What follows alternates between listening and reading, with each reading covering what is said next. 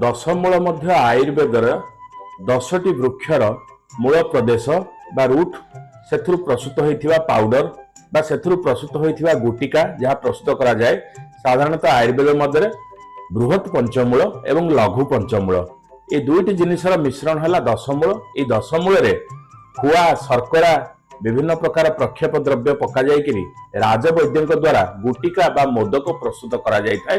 तेणु दशमी तिथि महाप्रभु को यह दशमूल मोदक प्रदान करा जाए। आमे आजिकल जमीती आमर शरीर जितेबाला रोगाक्रांत है आम वैद्य मान द्वारा विभिन्न गुटिका बा मोदक बा टैबलेट ग्रहण करिथाउ। सेही भली अखिल ब्रह्मांडर अधीश्वर महाप्रभु श्री जगन्नाथ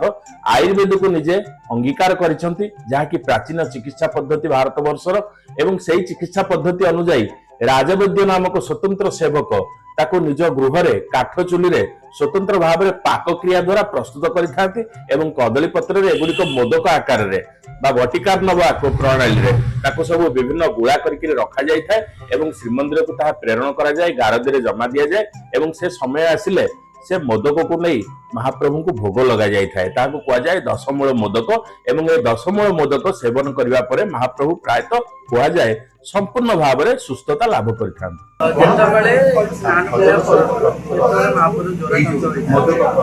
प्राथमिक चिकित्सा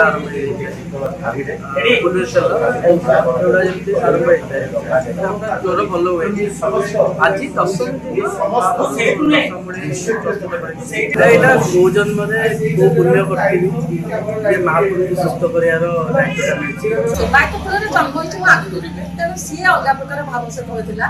मो बाबा थे द्वारा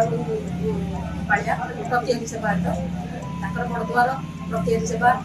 जो अच्छा आम स्नान दिन जो 108 जल लगी करती पा सी सेवार सागर ओतप्रोत भाव जड़ित थी से जानी थी पातक गाधेले ज्वर पड़े किंतु मुझे बाहर आसिली जानी जे यहाँ राजवैद्य परिवार आम औषध जाऊँगी भोग तेणु से गोटे समस्त से गोटे कमेंट माने भी करती मत कि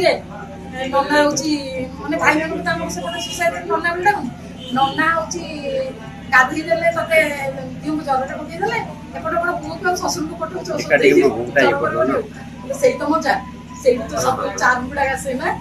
जन ज्वर कर जन फुल कर जन डाणी लगे जन गुणिया झाड़ घर को आसला दशमूल एपटर बुढ़ा हो बर्तमान जो शाशुर आसिले नुआ नुआ जानी केमी कौन भल हो जगन्नाथ जो देखिले चेरमुड़ी आसूँ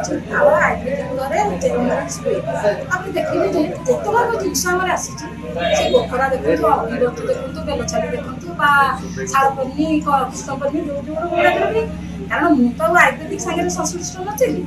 से जिनस गुड़ाक एत गुणवत्ता था मुझे ना जिनसा देखिलु देखी सारे से जिनसा शशुर जो शाशु ये धुआ धुई कर सुखा काटे सुखा हम कल्पनाटे पड़ो सुखेब केमिका कला बेलू आप शुद्ध तार मेन्टेन करेंगे ना से जिनसा जो पागटा होता जमा हो एत मधुर जिन पड़ा ता ये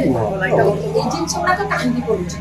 ना जिनस गुड़ाक तो मानव आमे छोट पिला देला बेले केमती दौच बुलेबार विकास निश्चित बुलेबा दौच से औषध मिठा पड़ुची शर्करा पड़ुची महु पड़ुची घी पड़ुची गुआ पड़ुची सर पड़ुची सबू जाक भल जिन पड़ुची भल जिन पड़ी तुम बाइंडिंग कर घर जो आज दशमूल जो या महाप्रभु सुस्थ निश्चित आज्ञा सुस्थ महाप्रभु को से जन आगुआ कला बेलू जो छेचा छेची करटाकुटी करूँ से आज्ञा चाहूँ आज्ञा ड्यूटी सरला सी आपको जरूर पकईदे आप सब कर निर्देश ये सब आप जस्ट गोटे बार्ता जाऊँगी समाज को जे ज्वर हेल्ले जमी शीत हेल्ले समस्ते शीत वस्त्र पिंधती आपड़ भी पिंधुंट से समझ शीत को कहीं खातिर कर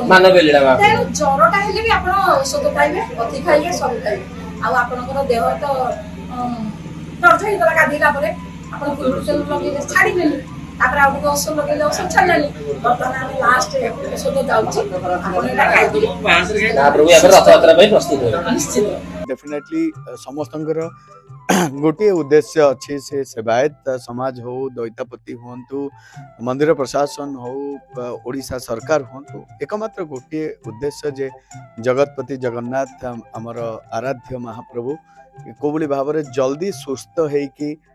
बसंतु एंड भक्त माने नवजौवन दर्शन रे महाप्रभु को दर्शन करेंगे। तो याकू नजर रखिकी समस्त दैतापति परिवार रो समस्त छोटरू नहीं बड़ समस्ते महाप्रभु को समस्ते संकल्पर सहित आउ शुद्धतार सहित मध्य प्रभु को सेवा कार्य करुचंती। आपण देखिबे प्रतिदिन संध्या समय रे लास्ट शनिवार महाप्रभुंकर फुलुरी तेल लागी हेतला